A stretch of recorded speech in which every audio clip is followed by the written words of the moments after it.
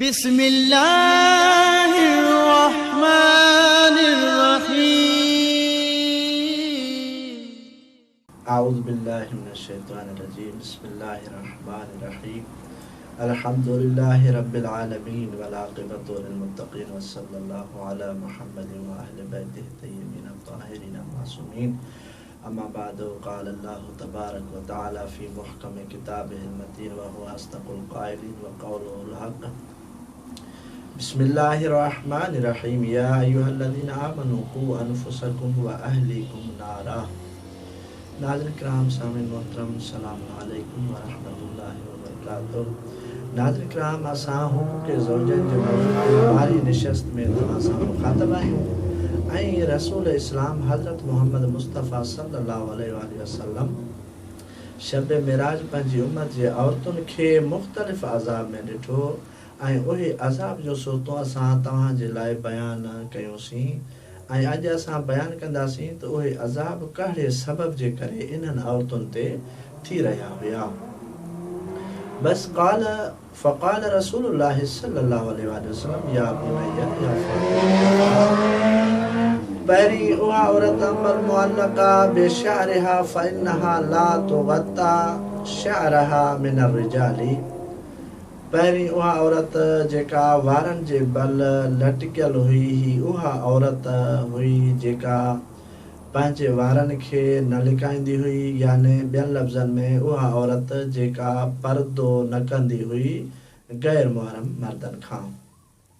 ॿी उहा औरत जेका पंहिंजे ज़ुबान जे बल लटकियल हुई ही उहा औरत आहे जेका कानत तुअज़ी ज़ौजहा जेका ज़ुबान जे ज़रिए सां पंहिंजे शोहर खे अज़ियत पहुचाईंदी हुई। नंबर 3 अम्मल मुअल्लक़ा बिसदियहा फ़इन्नहा कानत तमतने मिन फ़िराश ज़ौजिहा।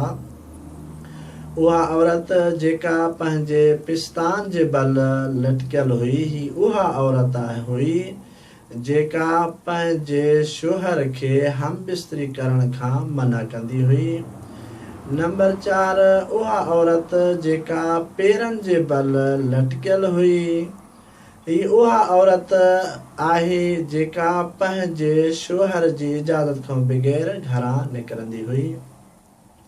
नंबर 5 उहा औरत जेका पंहिंजे जिस्म जो गोश्त खाई रही हुई ही उहा औरत आहे जेका पंहिंजे बदन खे ठाहे सिंगारे करे गैर मुहरम मर्दनि जे साम्हूं पंहिंजो पाण खे पेश कंदी हुई।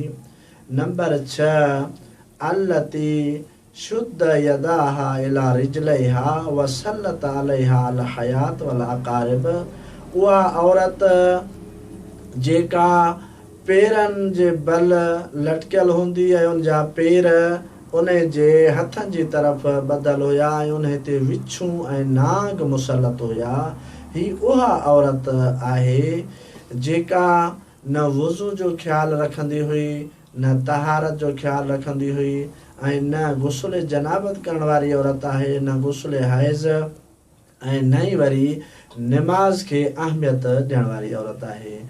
ऐं 7 उहा औरत जेका अंधी ॿोड़ी ऐं गूंगी जेका बाह जे ताबूत में पियल हूंदी ही उहा औरत आहे जेका ज़िना जे ज़रिए सां ॿार पैदा करे ऐं चवे त ही हिन शोहर जो ॿारु आहे। 8 उहा औरत जंहिंजे जिस्म खे बाह जे कैंचुनि सां टुकड़ा टुकड़ा करे उन जे गोश्त खे कटियो वेंदो ही उहा औरत आहे जेका पंहिंजो पाण खे गैर मुहरम मर्दनि जे साम्हूं पेश कंदी हुई ख़राब कम जे लाइ। न ई उहा औरत जंहिंजो चेहरो ऐं जंहिंजा हथ बाह में सड़ंदा ऐं उहो किनो ऐं बदबूदार पाणी पीअंदी ही उहा औरत आहे जेका दलाला औरत आहे, याने कंहिं गैर मुहरम मर्द ऐं गैर मुहरम औरत खे ख़राब कम जे लाइ मिलाइण वारी औरत ही उन जो अज़ाब आहे।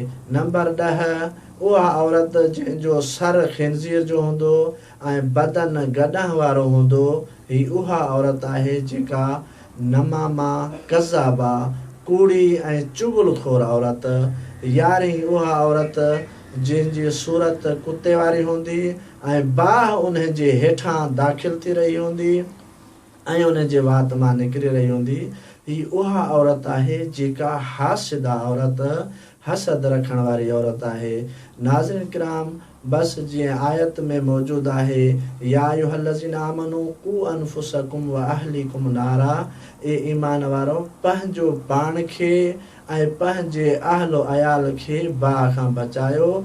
रसूल इस्लाम फरमाइनि था, वैल हुजे अहिड़ियुनि औरतुनि जे लाइ जेके पंहिंजे शोहर खे गज़ब न कनि, ऐं ख़ुशकिस्मत आहे उहा औरत जंहिंसां उन जो शोहर राज़ी हुजे ऐं उहा औरत पंहिंजे शोहर सां राज़ी हुजे। वस्सलामु अलैकुम व रहमतुल्लाहि व बरकातहू।